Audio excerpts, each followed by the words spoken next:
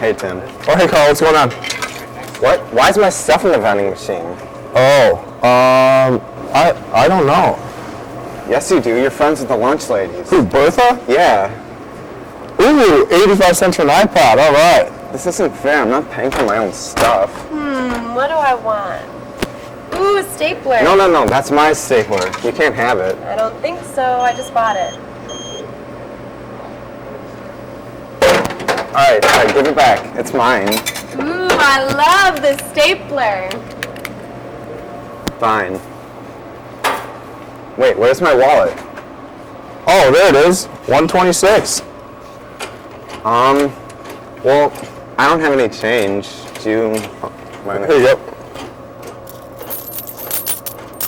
Thanks. 5, 10,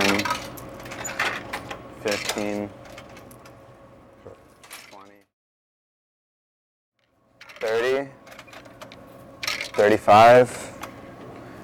I need a nickel. Dominic, do you have a nickel? No. Hang on, I'll be right back.